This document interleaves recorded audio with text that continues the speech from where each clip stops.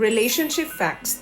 6 na bagay na dapat na ibinibigay ng lalaki sa isang relationship. This is Cheryl Ting and welcome back to our channel. Maitim ba skin? Underarm at singit mo? K-Skin ang bahala sa'yo. Premium ang ingredients, paraben-free and sulfate-free, and FDA-approved, kaya safe for everyone. With K-Skin, ibalik ang alindog mo.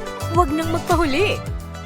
Maraming relationship ang nag-fail dahil kadalasan wala ang mga bagay na ito. Sa relasyon, hindi po talaga babae ang nagdadala, kundi ang mga kalalakihan. Ang mga kalalakihan ay initiator. At ang mga kababaihan naman ay reciprocator. Meaning, kung ano ang ibinigay mo sa babae, palalaguin niya ito. Kapag binigyan mo ng maraming sakit sa ulo ang isang babae, maraming stress, tingnan mo, yan din ang ibabalik niya sa'yo. Hindi magkakaroon ng kapayapaan ang loob ng tahanan ninyo kapag ang babae ay problemado at walang kapayapaan. Sabi nga nila, happy wife, happy life. Number 1 na kailangan ma-provide ng isang lalaki ay financial stability.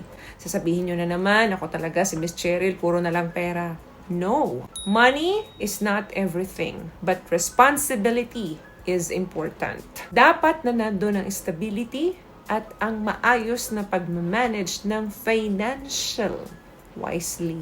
Why? Because it shows maturity and readiness. Ang pagtulong ng isang babae sa kanyang partner pagdating sa financial ay hindi po yan obligatory. Yan po ay option lamang. Kasi kapag ang babae na ang namuno or ang naging provider sa loob ng tahanan, unti-unti na pong bababa ang respeto niyan sa isang lalaki. Number 2, emotional availability. Hindi dapat physically present ka lang sa partner mo, but also emotionally. Ang real connection po between the two of you ay umuunlad kapag naiintindihan mo ang feelings ng partner mo. Without this, relationship start feeling distant. Another thing, romance and affection. Ang pagmamahal po ay nangangailangan ng affection to stay alive over time. Kasi kadalasan, kapag tumatagal ang isang relasyon, yan ang unang-unang nawawala. Yung maliliit na romantic gesture can keep the connection alive and strong. Kapag wala ito, unti-unting manlalamig ang relasyon nyo. Lalo na kung ang love language ng babae is romance and affection. So kahit bigyan mo ng bigyan ng kung anong material na bagay yan, pakiramdam niyan, empty pa rin siya. Dahil wala ang affection mo. What I love about this product, itong No More Dark Secret ng K-Skin, bukod sa may advanced whitening na siya na kung saan pwede niyang matulungan na pumuti yung mga singit-singit mo, moisturizing, meron siyang anti-irritation, antibacterial, maintain healthy pH level. Hindi lang pambabae, meron din po tayong pang-lalaki. Another thing, support. Bilang isang lalaki, kinakailangan ng isang babae na partner mo ang suporta galing sa kanyang kapartner. At ikaw yon. Para maabot yung kanyang goal and para maabot yung kanyang mga pangarap. Nandyan ka sa tabi niya, good times or bad times man, really matter.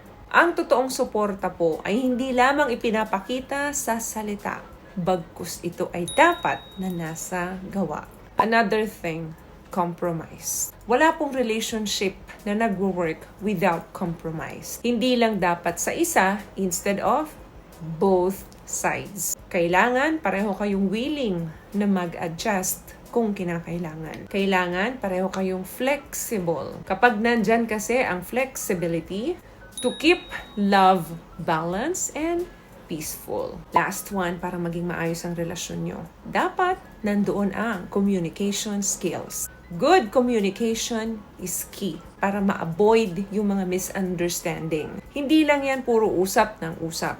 It's about understanding. It's about listening with patience and respect. Kapag strong po ang communication ninyo, makakagawa kayo ng matibay na foundation sa relasyon nyo. Mabubuo ang trust and mabubuo ang clarity. Walang lumalaking issue, walang lumalaking problema.